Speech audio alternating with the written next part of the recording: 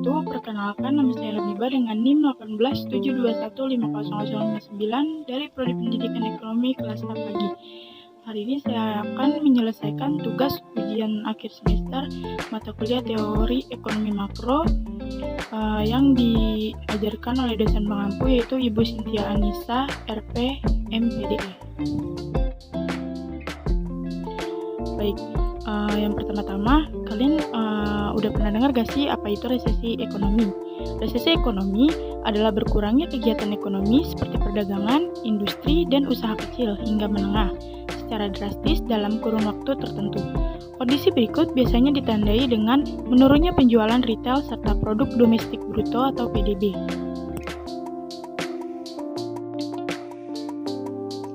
Kelesuan kondisi ekonomi berikut biasanya terjadi dalam hitungan bulan hingga tahun dan dapat dilihat dari hadirnya titik negatif selama 2 kuartal secara berturut-turut serta meningkatnya angka pengangguran.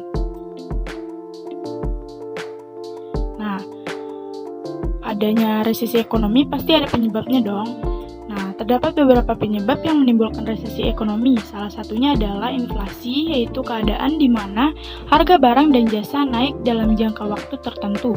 Apabila fenomena tersebut terjadi secara drastis, maka daya beli masyarakat juga akan lebih rendah.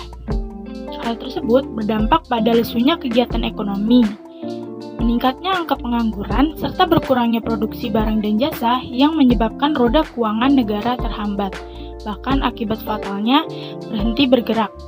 Selain inflasi, masih ada beberapa penyebab resesi ekonomi, yaitu sebagai berikut. Yang pertama, wabah, deflasi, meningkatnya nilai suku bunga, dan perkembangan teknologi, lalu terjadinya gelembung aset. Nah, selain penyebab, tentunya ada dampak resesi ekonomi. Resesi jelas bukanlah kondisi yang menguntungkan bagi perekonomian. Saat resesi ekonomi terjadi, hampir semua jenis bisnis, baik yang berskala besar maupun berskala kecil, akan terkena dampaknya. Yang pertama yaitu akan muncul kesenjangan antara orang kaya dan miskin, serta akan semakin terasa. Yang kedua, jumlah angka pengangguran yang kian meningkat sehingga pemerintah dituntut untuk menemukan solusi agar lapangan kerja dapat menyerap tenaga kerja kembali. Yang ketiga, pengeluaran pemerintah semakin besar karena pembangunan harus terus dilakukan. Sehingga salah satu langkah taktisnya adalah pemerintah harus menambah utang untuk mengakomodir biaya pembangunan tersebut. Lalu yang terakhir, dampaknya yaitu bagi perusahaan. Untuk mengurangi biaya produksi yang tinggi, maka akan banyak pelaku usaha yang menerapkan kebijakan PHK kepada para pekerjanya. Nah, gimana sih langkah pencegahan resesi? Setelah memahami pengertian, penyebab dan dampak dari munculnya resesi ekonomi, dengan demikian diperlukan solusi efektif guna mencegah serta mengatasi kondisi tersebut. Kan? Nah, berikut ini beberapa langkah yang dapat dilakukan oleh pemerintah dalam mencegah terjadinya resesi.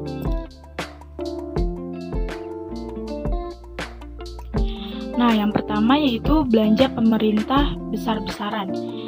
Peran APBN sebagai shock absorber membuat Indonesia memiliki kemampuan untuk terus mengakselerasi pemulihan perekonomian.